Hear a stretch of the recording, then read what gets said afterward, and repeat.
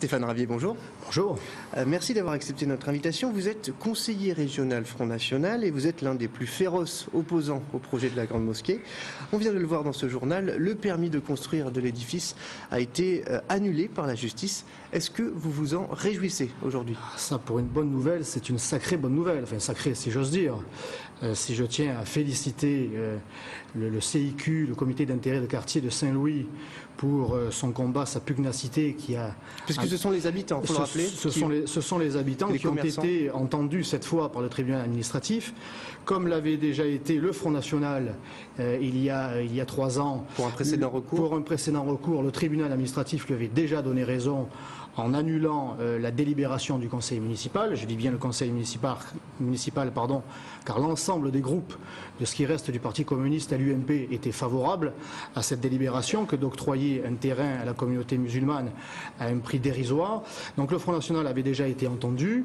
Aujourd'hui, c'est un comité de quartier qui nous permet d'éviter le pire, si j'ose dire. Mais c'est pas tellement pour les raisons que vous défendez. C'est pas une question de minaret, de visibilité, c'est juste une question de stationnement. Nous persistons dans cette vision de subvention déguisée qui persiste dans ce dossier.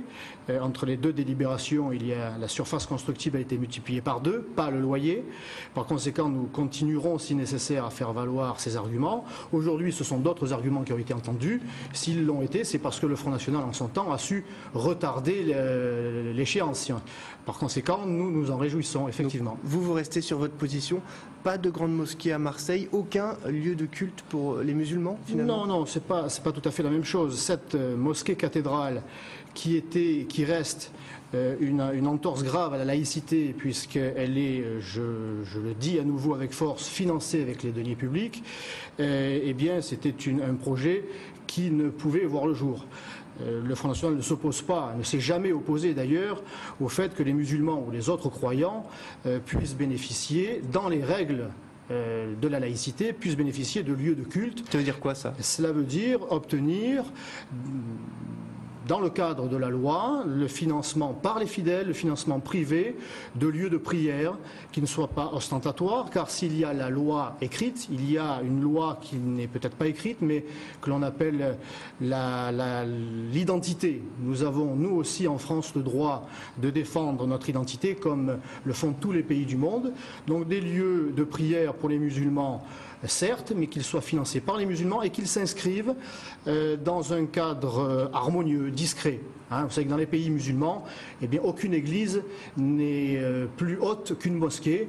Eh bien, cette règle-là, elle doit être observée aussi, cette règle de la bienséance et de la discrétion doit être observée aussi en France. Vous me dites OK pour des lieux de culte, pas de grandes mosquées.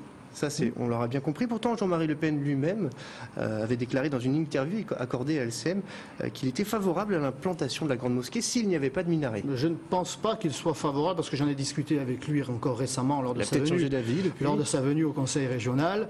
Eh bien, il est tout à fait d'accord pour qu'il y ait des lieux de culte, mais pas ostentatoires, car pour revenir à cette mosquée-là, comme à beaucoup d'autres grandes mosquées à travers le pays, elles sont financées ou en voie de l'être par des capitaux étrangers.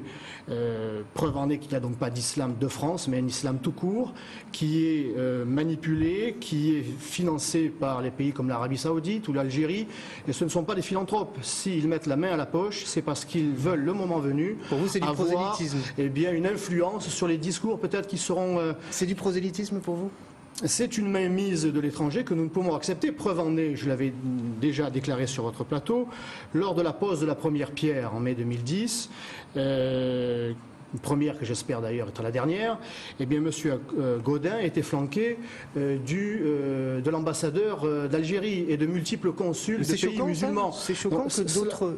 Les musulmans ne peuvent pas financer leur lieu de culte. C'est un lieu de culte musulman français, nous a-t-on dit, mais non pas les pour un islam à la française, et l'on voit qu'il y a tout un tas d'officiels étrangers. Donc tout cela n'est absolument pas compatible. C'est tout à fait anormal. Nous nous y opposons aussi pour cette forme-là.